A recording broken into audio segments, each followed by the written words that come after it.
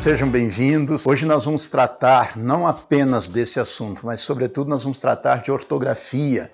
Muitas palavras e expressões que suscitam dúvida quanto à grafia. Nós vamos tratar desse assunto. Não apenas, repito, a respeito de ortografia, de grafia de palavras, mas sobretudo esses casos. Existem alguns casos, né, são meio elementares, por exemplo, mas são dúvidas, né? As pessoas têm dificuldades, então é nosso dever comentar essa dificuldade e esclarecer, sobretudo, né, a forma correta, independentemente de ser considerada uma dúvida elementar ou uma dúvida recorrente. Às vezes, por mais elementar que seja, também é uma dúvida recorrente. Então é nosso dever mostrar a vocês as formas corretas, comentar as formas erradas, né, para que você evite essas formas erradas. Não vamos, por exemplo, com certeza, né, a pessoa tem dúvida, separado ou tudo junto, né? De repente, separado ou tudo junto, por isso, separado ou tudo junto, empecilho ou empecilho, privilégio ou privilégio. Nós vamos tratar dessas dúvidas ortográficas, dúvidas semânticas, mas também nós vamos tratar de outros assuntos. Nós vamos sempre fazendo paralelo aí com outros assuntos, né? Então vamos aproveitar essas palavras e expressões que estão aqui no quadro e já começar a trabalhar. Com certeza só pode ser grafada separadamente essa expressão. Não existe com certeza tudo junto. Então, a forma correta sempre é esta aqui, com certeza, né? É a preposição com acompanhada do substantivo certeza. Só existe essa opção, não há outra. De repente também é outra expressão que só se emprega separadamente. Preposição de, mais o advérbio, o repente, o adjetivo, dependendo do contexto, né? E não existe, portanto, de repente, separadamente, tudo junto, não existe. Sempre separado, de repente, né? A pessoa diz assim, eu escrevo de repente porque é tão rápido, né? De repente não, mas é separadamente. Por isso, também é outra expressão que só se emprega separadamente, sempre separadamente. Por isso. Veja que na hora de pronunciar é natural que você junte, por isso. É em razão disso que a pessoa tende a escrever tudo junto. Um detalhe, todas as vezes que uma palavra terminar por R ou por L e a outra palavra se iniciar por vogal, é lícito que você junte na pronúncia. É correto você pronunciar tudo junto, mas a grafia é separada. Por exemplo, você tem a expressão mal-estar. Mal-estar, que inclusive é grafada com hífen, mal-estar. Então você escreve essa expressão aqui, deixa-me escrevê-la aqui para que você saiba exatamente do que eu estou falando, né? Então você tem essa expressão mal-estar. A grafia é esta, a grafia única, com hífen, separadamente, né? Com hífen. Mas você pode pronunciar, e até melhor que pronuncie, mal-estar. Ela teve um mal-estar súbito hoje, um mal-estar. Você pode pronunciar mal-estar ou então mal-estar tudo junto. É preferível que você pronuncie tudo junto, mas grafar nunca, sempre separado. A mesma coisa é por isso. Então a regra é assim, sempre que uma palavra termina por R ou por L e a outra palavra se inicia por vogal, é preferível, por vogal ou H, é preferível que você junte na hora de pronunciar, que você pronuncie por isso, tudo junto. Pronunciar, escrever nunca, escrever é sempre separado. Está claro isso? Empecilho ou empecilho, professor? Aqui é fácil. Empecilho vem do verbo empecer, que significa obstar, gerar dificuldade, gerar problema, né? Então é empecilho, com E, nunca empecilho com I. É empecilho, com LH no fim. Não existe empecilho com LIO no fim. É sempre com E no início e com LH no fim. Grafia única dessa palavra.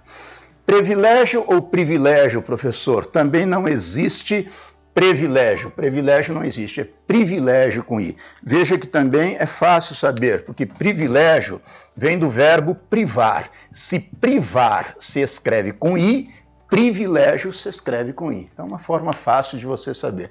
Então, privilégio somente com I, não existe privilégio. Não se admite escrever nem pronunciar privilégio. Empecilho, com E, nunca empecilho, sempre com E. E com LH, empecilho. E privilégio, com I no início e com G no fim. Algumas pessoas também têm dúvida, escrevo G ou J?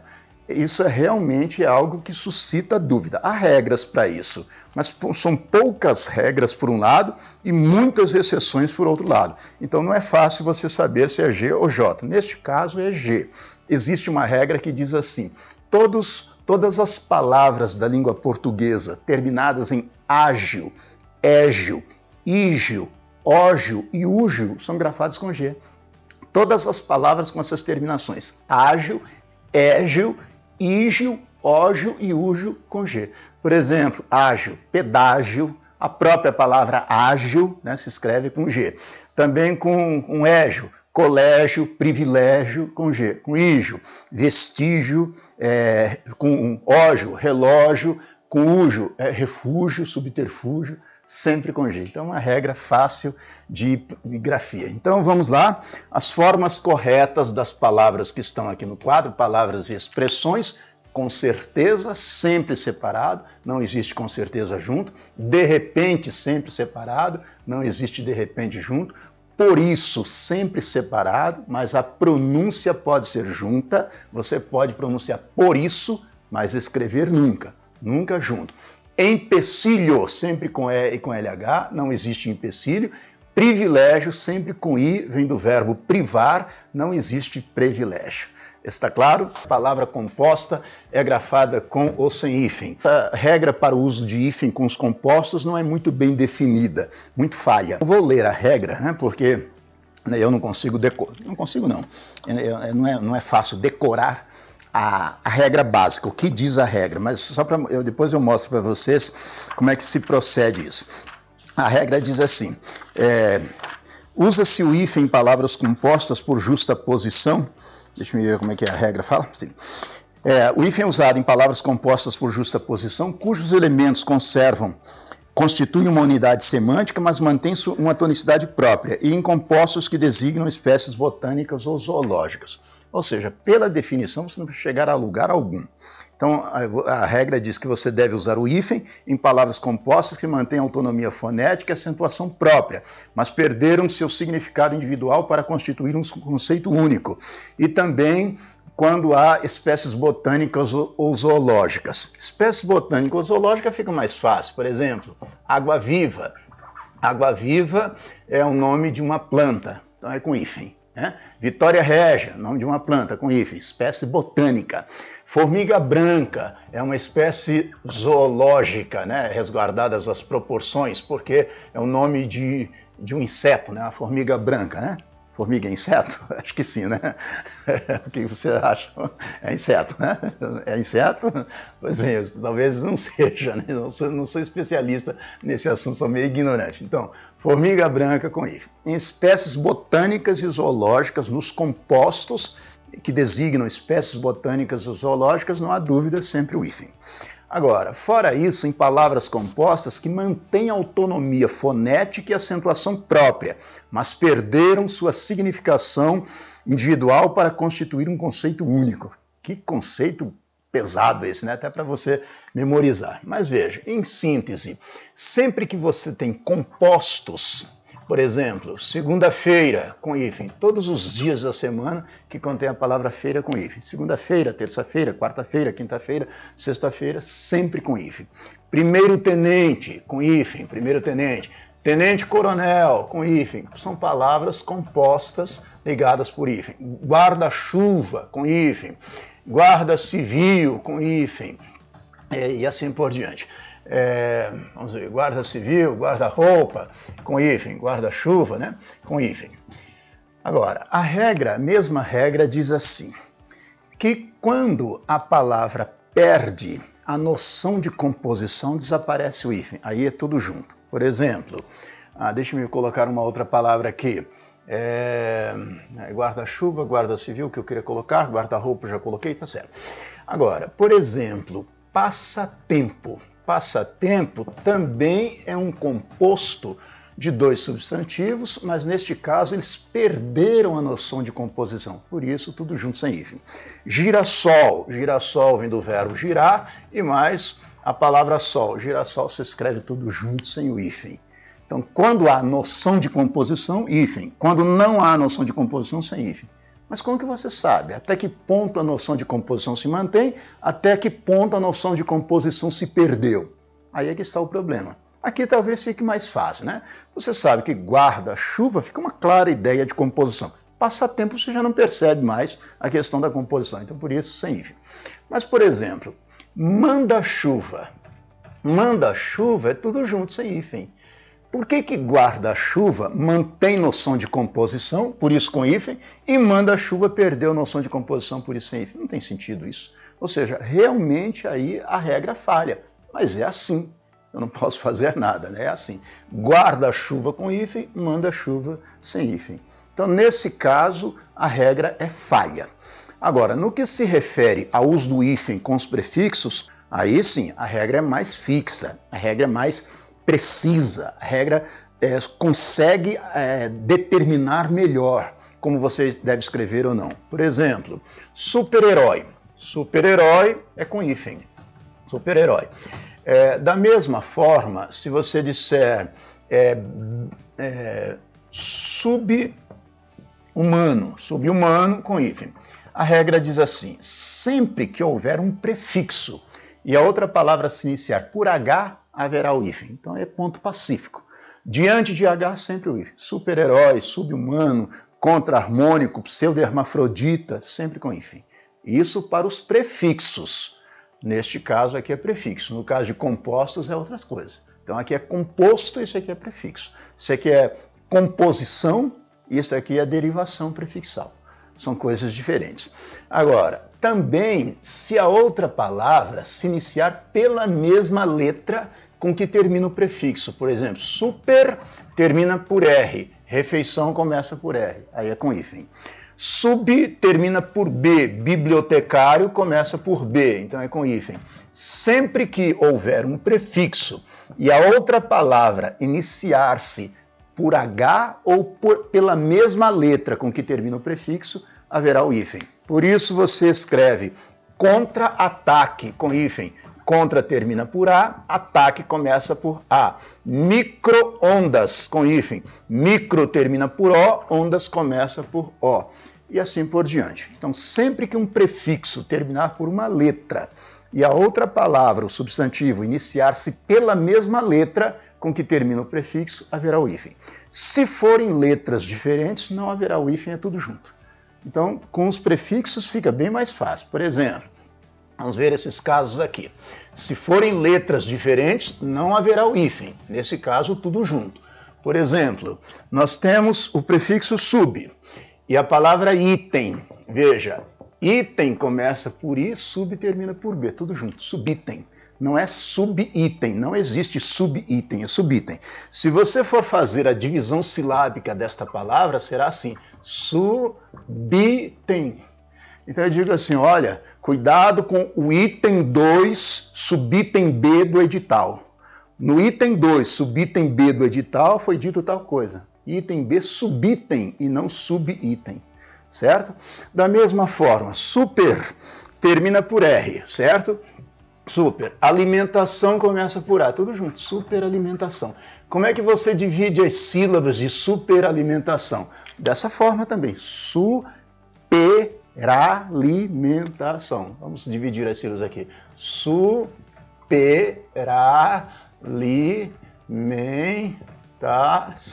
É assim que você divide as sílabas dessa palavra.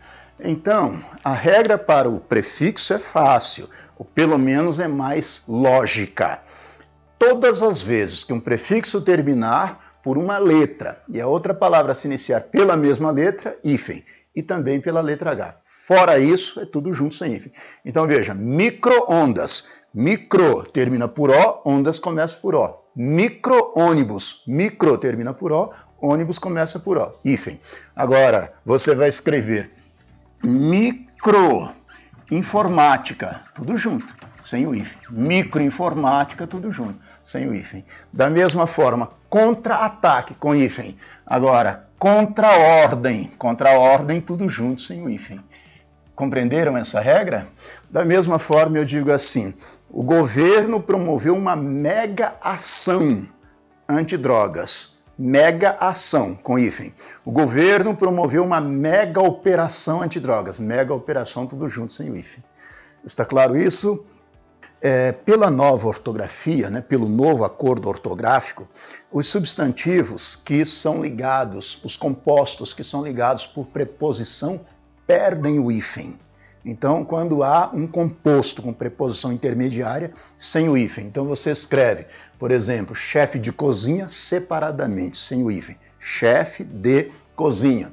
Chefe de estado, chefe de estado, sem o hífen. Dia a dia, dia a dia, sem o hífen. Pé de moleque, aquele doce, pé de moleque, separadamente, sem o hífen. Mula sem cabeça, sem hífen, separadamente. Pôr do sol, separadamente, sem o hífen. Então, substantivos compostos que têm preposição intermediária perdem o hífen pelo novo acordo ortográfico. Há exceções, professor? Há. Poucas palavras mantiveram o hífen, mesmo quando há preposição intermediária. Isso acontece principalmente com as espécies botânicas e zoológicas, aí a grafia pode ser com hífen. Ou quando há necessidade de estabelecer diferença entre uma coisa e outra. Por exemplo, pé de cabra. Pé de cabra é com hífen quando é uma espécie de uma planta. Na verdade, eu nem conheço essa planta, né? Mas existe uma planta chamada pé de cabra. Aí, nesse caso, é com hífen. Agora, pé de cabra, alavanca, é sem hífen separadamente. Então, existem poucas exceções, mas, fundamentalmente, os substantivos são grafados com preposição intermediária sem o hífen. Sempre que houver o prefixo es, com x, né? Indicando estado anterior, sempre haverá o hífen. Não importa a palavra seguinte. É outra regra, então. Por exemplo, sempre que houver o prefixo es, indicando estado anterior, situação anterior, com hífen. Por exemplo, ex-aluno, com hífen. Significa era aluno, não é mais. Ex-diretor, com hífen. Ex-presidente, com hífen. Ex-primeiro-ministro, com dois hífens. Ex-primeiro, hífen, ministro. Certo? Sempre. Então, sempre que houver o prefixo es, significando estado anterior, situação anterior, haverá hífen. E quando que o es não significa estado anterior? Quando indica movimento para fora, por exemplo, expatriar. Aí, esse es não indica estado anterior, indica movimento para fora. Nesse caso, é tudo junto, sem o hífen. Está certo? Então, ex, sempre que indique situação anterior. Ex-deputado, ex-prefeito, ex-marido, sempre com hífen. Agora, quando indica movimento para fora, é sem o hífen. Aí é outra regra. Subsídio. É assim. Depois do prefixo sub, a letra S tem sempre o som de C, nunca de Z. Então, o certo realmente é pronunciar subsídio e não subsídio. Pronuncie como se fosse C, né, com o som de dois S, subsídio. Da mesma forma como você pronuncia subsolo e não subsolo. Subsídio, subsolo, subsistir, subsistência. Você diz assim, meu dinheiro mal está dando para minha subsistência. Não, mal está dando para minha subsistência e não subsistência. Está certo? Sempre que houver o prefixo sub, a letra S seguinte terá o som de C, né, o som de dois S, como queira, e nunca o som de Z. Sempre o som de C, nunca o som de Z. Está claro isso? Olha só, vacine-se contra a gripe. Vacine-se contra a gripe. Ele está me perguntando o que significa esse C aí. O que é essa palavra C? A palavra C, na língua portuguesa, tem várias funções morfológicas. Para ser mais preciso, a palavra C pertence a 11 classes e subclasses gramaticais. Tem 11 funções morfológicas. A palavra C pode ser, deixa-me ver se eu me lembro de todas, né? A palavra C pode ser pronome reflexivo, pronome recíproco, parte integrante do verbo, parte integrante do verbo, já falei, partícula expletiva, também chamada de partícula de realce, pode ser partícula apassivadora, índice de indeterminação do sujeito, conjunção subordinativa integrante, conjunção subordinativa condicional, conjunção subordinativa causal, conjunção subordinativa concessiva e conjunção subordinativa, pulei uma, Substantivo, não é conjunção. Então vamos lá, repetindo. A palavra ser pode ser substantivo, pode ser conjunção subordinativa integrante, conjunção subordinativa condicional, conjunção subordinativa causal, conjunção subordinativa concessiva, parte integrante do verbo, partícula passivadora, índice de indeterminação do sujeito, pronome reflexivo, pronome recíproco e partícula expletiva, ou partícula de realce. 11 funções morfológicas. Aqui a palavra ser é PIV. O que é isso? Parte integrante do verbo. Por que é parte integrante do verbo?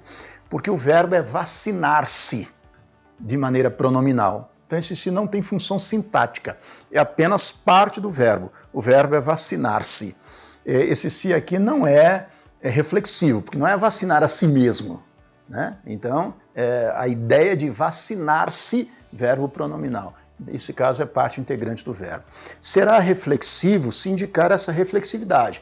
Por exemplo, quando você diz assim, ele feriu-se. Veja, ele feriu, praticou a ação, mas feriu a si próprio, sofreu a ação. Aí, nesse caso, é reflexivo. Será recíproco se houver troca de ação. Por exemplo, eles se machucaram, significa um machucou o outro. Houve uma troca de ação, eles se beijaram, um beijou o outro. Então, nesse caso, é recíproco. E tantas outras funções. São 11 funções morfológicas. Uma delas é parte integrante do verbo. Só voltando aqui, né? Eu queria, quando eu comentei a respeito de palavras e expressões que devem ser usadas separadamente, nós escrevemos juntos, por exemplo, o com certeza, né? O de repente, essas palavras e expressões que são grafadas separadamente, e a tendência nossa, algumas pessoas tendem a escrever tudo junto, né? Por isso, separado. Eu me lembrei de um caso, né, que as pessoas comentavam, né, na minha época em que eu estudava, né, as pessoas comentavam assim, as dificuldades da língua portuguesa. Aí a pessoa dizia assim, por que que... deixa eu escrever a palavra aqui, as palavras aqui. A pessoa dizia assim, por que que tudo junto é separado e separado é tudo junto? É curioso isso, né?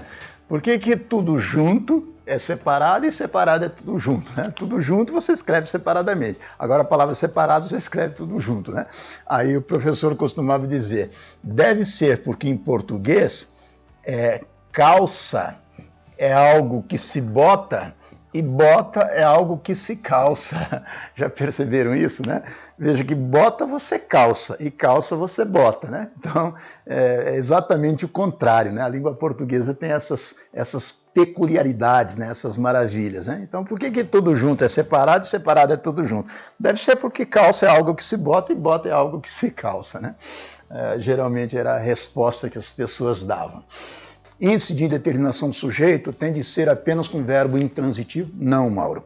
A regra é assim.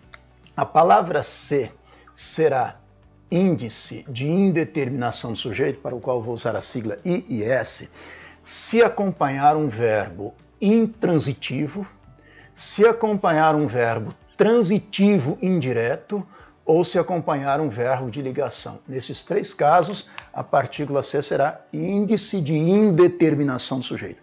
Esse se é pronome, tá? Eu chamo de partícula ou índice, mas é um pronome. Pronome indeterminador do sujeito, mais conhecido como índice de indeterminação do sujeito, ou então como partícula indeterminadora do sujeito.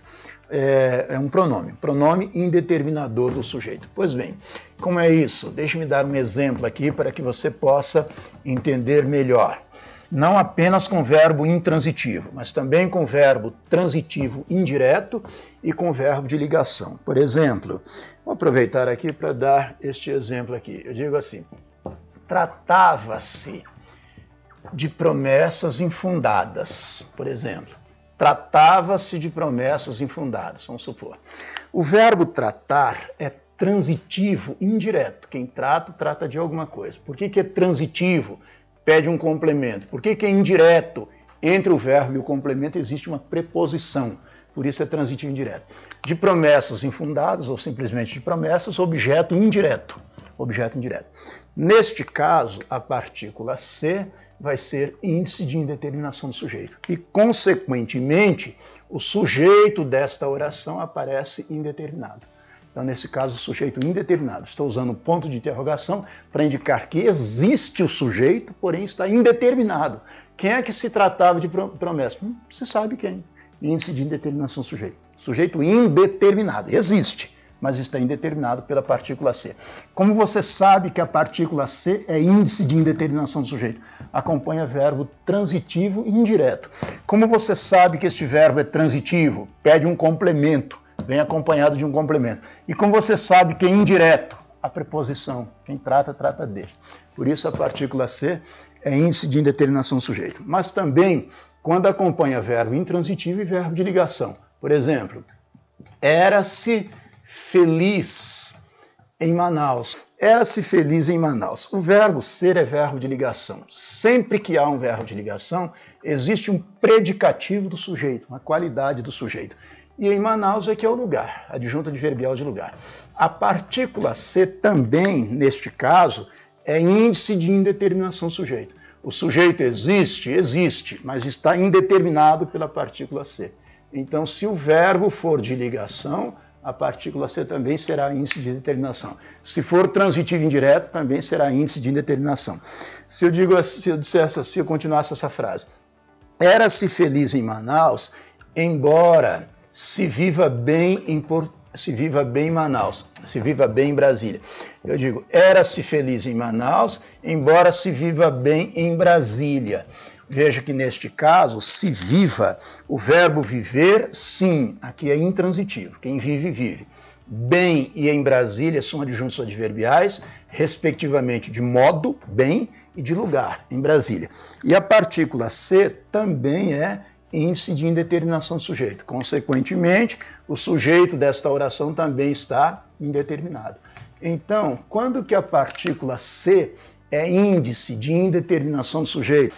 Quando o verbo é intransitivo, embora se viva bem em Brasília, quando é transitivo indireto, tratava-se de promessas, e quando é verbo de ligação, era-se feliz em Manaus. Nesses três casos, índice de indeterminação do sujeito. Agora, por que naquele caso, né, sobre o vacine-se, né? Por que no caso de vacine-se, a partícula C também não é índice de determinação do sujeito? Vacine-se contra a gripe. Por quê? Porque vacine é uma ordem, é um verbo imperativo. Sempre que o verbo indicar ordem for imperativo, o sujeito estará implícito. Então o sujeito não é indeterminado, é oculto você. Então existe o sujeito? Existe, mas está implícito, oculto você. Então impossível ser índice de indeterminação a partícula C. Por quê? Porque para ser índice de indeterminação, é preciso que o sujeito esteja indeterminado, não é o caso.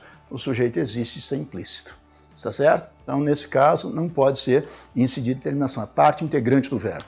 Sobre a posição do pronome. Eu vou usar este exemplo aqui para falar sobre o pronome. Mas, na verdade, não é só a palavra ser, Álvaro.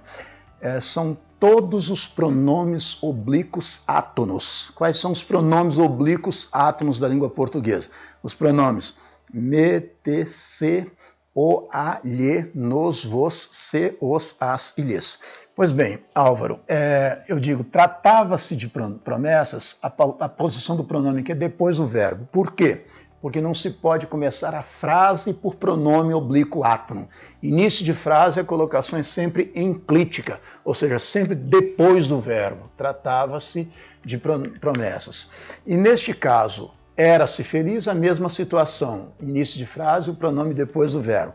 E por que agora aqui é embora se viva e não embora viva-se? Porque embora é uma conjunção. Conjunção é considerada palavra atrativa, a conjunção subordinativa. A palavra atrativa puxa o pronome oblíquo átono para antes do verbo. Então aqui você é obrigado a colocar o pronome antes do verbo. Embora se viva. Existem regras para você usar a próclise, é o caso aqui, embora se viva. Existem regras para você usar a ínclise, é o caso de tratava-se, de era-se, e existem regras para você usar a mesóclise, que é o pronome no meio do verbo. Por exemplo, se eu disser assim, aproximar-me-ei, aproximar-se-á, por exemplo, só para manter o mesmo pronome. Aproximar-se-á de mim. Neste caso é mesóclise, porque o pronome está no meio do verbo. Agora, adianta saber apenas o que é próclise, o que é ênclise, o que é mesóclise? Não.